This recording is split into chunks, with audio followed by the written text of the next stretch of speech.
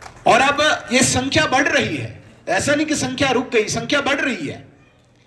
मैंने तो निवेदन किया, मैं सुझाव ही देता हूं, बाकी डिसीजन यहां की कमेटी करे, कि इतनी भीड़ भी नहीं लगा देनी है कि जो रतन हम यहां पे तराशने चाहें उस फैक्ट्री पे ही इतना बोझ पड़े कि वो रतन निकले ही नहीं। एक लिमिट, एक सीमित संख्या हम इन केजीज के बच्चों की रखें, ताकि वही पौध हमारी आगे बढ़े बढ़े बढ़े, और जो उम्मीद हम रख रहे हैं कि 8th 10th 12th में पोजीशंस जो हम लाएं, वो ये बच्चे लाके दें। मैं बड़े दावे के साथ कहता हूं, ऐसा नहीं कि मैं हवा में ये बात करता हूं, मैं बड़े दावे के साथ कहता हूं, आज जो स्टाफ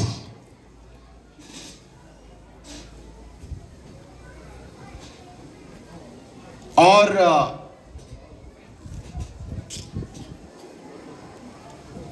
मैनेजिंग कमेटी की डेडिकेशन इस स्कूल के प्रति है, आपको किश्तवाड़ में किसी दूसरे स्कूल में नहीं मिलेगी, कहीं पे नहीं मिलेगी।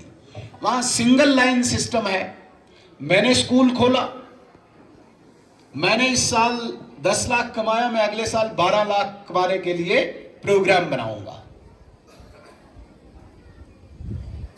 कहीं पे भी किसी भी विद्यालय में इस प्रकार की टीम, जिसे मैं कहूंगा गैलेक्सी ऑफ स्टार्स, जिन्होंने एजुकेशन डिपार्टमेंट में अपना एक रुतबा बनाया। आपके जो चेयरमैन हैं आदरणीय श्री कृष्ण शर्मा जी,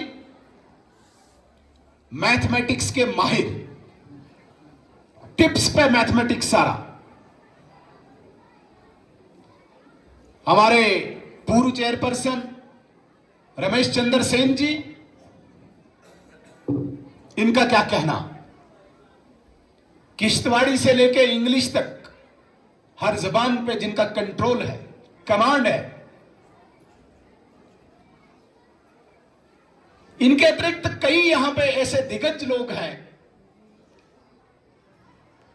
जिनके एक्सपीरियंस का, जिनके अनुभव का भरपूर उपयोग हम कर सकते हैं। और सबसे बड़ी बात, आज हमारे बीच में कमी तो हमें खल रही है, शायद जम्मू में है आदरणीय सोमनाथ शर्मा जी, एजुकेशन डिपार्टमेंट में एक मूर्ति है, वो रिटायर्ड प्रिंसिपल केवल कृष्ण शर्मा जी जो यहीं पे हैं। अरे कहां मिलेंगे ये लोग? मैं तो कहता हूं जो स्टाफ है यहां का, आप खुशकिस्मत हो कि आपके सर पे ऐसे विभूतियों का आशीर्वाद है। इसलिए हम मेहनत करें, मेहनत के बगैर कुछ नहीं मिलता। हम मेहनत करें, यहां का स्टाफ दिन रात मेहनत करे, और इस बाल निकेतन को जिस लेवल पे हमने लेना है उस तक हम पहुंचाएं। मुझे लगता है कि एक बहुत बड़ी सफलता होगी। लेकिन मैं उम्मीद करता हूं कि जो नॉर्मल हम एजुकेशन देने है, हमने जो हमारा सिलेबस है, उसके अतिरिक्त आज जो चीज विलुप्त हो चुकी है समाज में, जो मिल ही नहीं रही है। हर पेरेंट आज परेशान है, मेरा बच्चा तो पढ़ेगा, पोस्ट ग्रेजुएशन करेगा, पीएचडी भी कर लेगा, लेकिन क्या मेरा बच्चा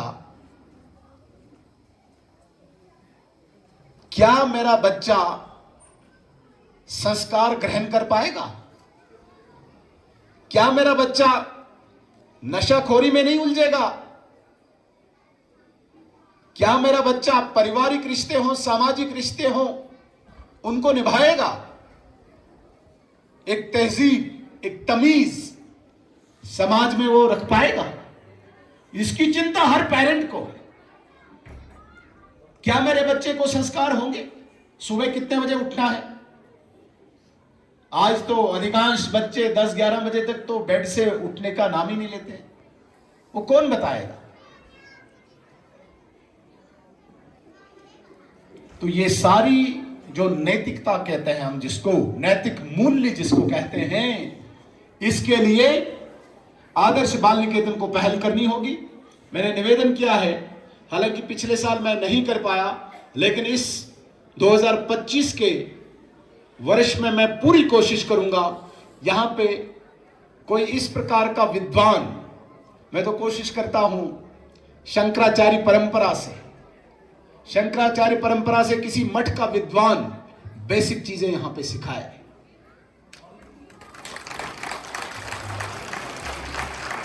मेरे जीवन का क्या महत्व है, मैं कैसे उठूं, मैं कैसे बैठूं, मैं क्या पूजा करूं, समाज के प्रति, राष्ट्र के प्रति मेरी ड्यूटीज क्या है, आज तो हमें मिल ही नहीं रहा ये कहीं पे।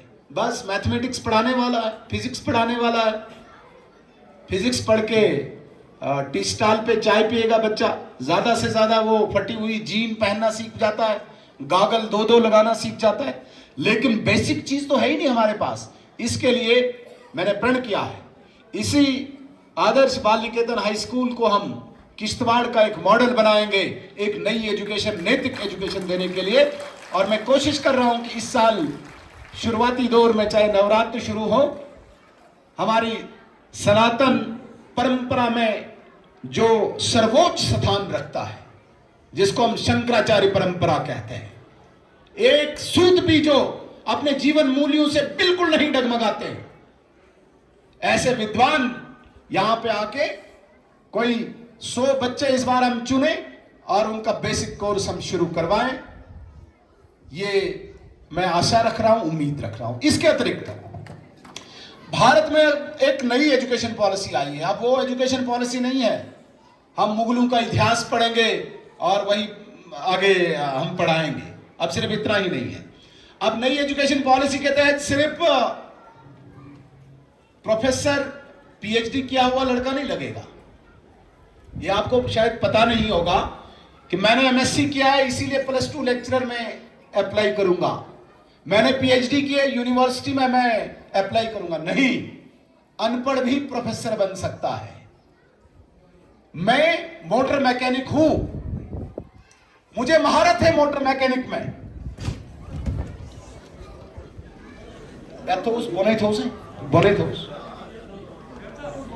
मैं बड़ी एक सीरियस बात कहना चाहूंगा। अब नई एजुकेशन पॉलिसी के तहत मैंने अगर पढ़ाई केवल मिडिल तक की है, प्राइमरी तक की है, लेकिन मैं बेहतर मोटर मैकेनिक हूं, मैं यूनिवर्सिटी में प्रोफेसर लग सकता हूं। शायद ये आपको नहीं पता होगा। मैं बेस्ट कारपेंटर हूं मैं, लेकिन पढ़ाई मैंने प्राइमरी तक की है, 5वीं पास हूं, इसलिए मैं कहीं लग नहीं सकता हूं। नहीं, आदरणीय नरेंद्र मोदी जी ने नई एजुकेशन पॉलिसी के तहत एक 5वीं पढ़ा हुआ कारपेंटर भी प्रोफेसर बन सकता है। ऐसी एजुकेशन पॉलिसी अब भारत में आ गई। अभी रिक्रूटमेंट भी शुरू हो गई। मैं बेस्ट मैसन हूं मैं, मिस्त्री हूं मैं, पढ़ाई नहीं की, 2 क्लास पढ़ा हूं, मैं भी लेक्चरर बन सकता हूं। यह एक नई एजुकेशन पॉलिसी आई है, इसलिए मेरा निवेदन रहेगा यहां पे आदर्श बाल निकेतन मैनेजिंग कमेटी के चेयरमैन के साथ साथ सभी सदस्यों से, कोई न कोई इस प्रकार की ट्रेड, स्किल्ड जिसे हम कहते हैं, आप उस स्किल्ड ट्रेड में जो इस वक्त सोसाइटी में आवश्यकता है, उसकी भी हम एक कल्पना तो कर सकते हैं, उसको फिर साकार करना हम सबका दायित्व है। वरना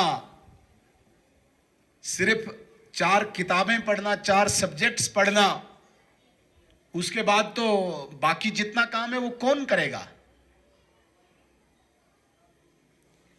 समाज में फिर आपको कोई ऐसा व्यक्ति मिलेगा ही नहीं जो बाकी काम करेगा।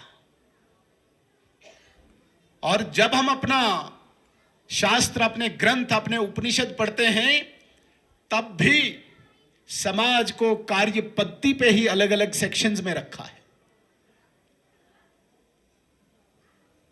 लेकिन हमने उसको जाति मान लिया।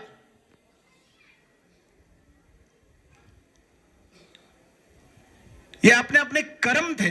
मैं इस वक्त कारपेंटर का काम करता हूं, यहां पे आपने देखा होगा किश्तवाड़ में एक कास्ट छान है। छान छान कोई कास्ट नहीं है, छान होगा कोई, उसके 2 बच्चे निकले आगे छान हो गए, दुस्सिल वाज खबर क्या। तो इसी प्रकार से कास्ट सिस्टम को कार्य की पद्धति से लाया गया। तो आज इस कार्य को, इस कर्म को एक बराबर का स्थान मिले, बराबर की डिग्निटी मिले, ये आदरणीय नरेंद्र मोदी जी ने संभव बना दिया। इसलिए आदर्श बाल निकेतन हाई स्कूल में यदि हम धार्मिक नैतिक शिक्षा दें तो हम स्किल्ड एजुकेशन भी यहां पे दें। कोई एक ऐसी ट्रेड हम यहां पे शुरू करें ताकि लोग अट्रैक्ट हों, आकर्षित हों। जिस विद्यार्थी को कोई रुचि किसी सब्जेक्ट में नहीं है, वो दूसरे स्किल्ड किसी सब्जेक्ट में ले सकता है, बन सकते हैं। तो इस प्रकार की आवश्यकता अभी हम स्कूल से उम्मीद रख रहे हैं। और जैसा कि मैंने पहले ही बताया कि ये सारा दारोमदार यहां के स्टाफ पे है। अगले साल कितनी पोजीशंस यहां पे हम लाएंगे मिडिल और मैट्रिक में, ये यहां की स्टाफ की प्रतिभा का मानक होगा, पैमाना होगा। तो मेरा निवेदन बार बार स्टाफ से ही रहेगा कि जो हमने यहां पे एक कंसेप्ट नया लाया है किंडरगार्टन केजीज का, बच्चों का, इन पे पूरी मेहनत करें। और जो ऊपर हायर क्लासेस के आपके बच्चे हैं, स्टूडेंट्स हैं, इनमें आप पूरी जान लगा के कोई पोजीशंस स्कूल में हासिल करवाएं। और इसके साथ साथ जिन नैतिकता की, धार्मिक शिक्षा की बात की, इस 2025 में हम उम्मीद करेंगे कि वो भी यहां पे हो। आज हमारे बीच में शगुन परिहार जी भी हैं। ये कहना भूल गई या शायद मुझ पे रख दिया इन्होंने। मैंने कुछ दिन पहले आदरणीय श्री कृष्ण जी से आग्रह किया था कि अब जो हम डोनेशन कलेक्ट करेंगे, साल में मैं भी एक बार भीख मांगने निकलता हूं। ये बाल निकेतन के लिए 2-4 दिन में लगाता हूं डोनेशन कलेक्ट करने के लिए। अब ये पैसा जो हमारे पास कलेक्ट होगा, इसको हम कंस्ट्रक्शन में नहीं लगाएंगे कम से कम, अन्यथा पैसा ज्यादा लग जाता है कंस्ट्रक्शन में। अभी इसको कुछ रूम्स बनाने हैं, हॉल बनाना है, या जो भी कुछ कंस्ट्रक्शन करनी होगी, इस कंस्ट्रक्शन के लिए मैं निवेदन करूंगा सुश्री शगुन परिहार जी से। आपके पास अभी 3 करोड़ रुपया है, मेरा इधर लगना नहीं है, ये मेरी कॉन्स्टिट्यूएंसी से बाहर है, तो ये स्कूल आपका भी है। तो कंस्ट्रक्शन के लिए जो आपका ईयरली बजट होगा, जो कंस्ट्रक्शन आप करेंगे, हॉल बनाएंगे या कमरा बनाएंगे, इसके लिए मैं निवेदन करूंगा शगुन परिहार जी से कि वो अपने कॉन्स्टिट्यूएंसी डेवलपमेंट फंड से, CDF से इस स्कूल को प्रदान करें। हामी मान, इन्होंने हामी भी भर दी, हाँ भी कर दिया। इसलिए जो पैसा कैश में हमें कलेक्ट होता है, वो स्कूल की एजुकेशन की बेहतरी के लिए, या कभी हमारा ऐसा कई कठिन टाइम आए उसके लिए भी रिजर्व रखा जाए, लेकिन कंस्ट्रक्शन के लिए हम आज के बाद ये पैसा नहीं लगाएंगे। इसके अतिरिक्त अभी किसी कंपनी ने भी कह दिया कि कंस्ट्रक्शन के लिए हम भी मटेरियल देंगे, सीमेंट देंगे, एग्रीगेट देंगे, वो भी हम इसमें लगाएंगे। लेकिन साल का हम बजट एक बार डिसाइड कर लेंगे कि इस साल हमने इतनी कंस्ट्रक्शन करनी है, उतना फिर हम जमा कर लेंगे। लेकिन इसके बाहर का जो हमारे पास पैसा कलेक्ट होगा, वो बच्चों की बेहतरी के लिए, शिक्षा की बेहतरी के लिए, और विशेषकर स्टाफ के लिए। स्टाफ मुझे हर साल देखता रहता है, इस बार शायद ये कुछ बोलेंगे, तो स्टाफ की बेहतरी के लिए भी ये पैसा लगे, इसका मैं निवेदन करूंगा। आज जिस प्रकार से इस 2:30 बज गए, हमने 2 बजे जाना था। आज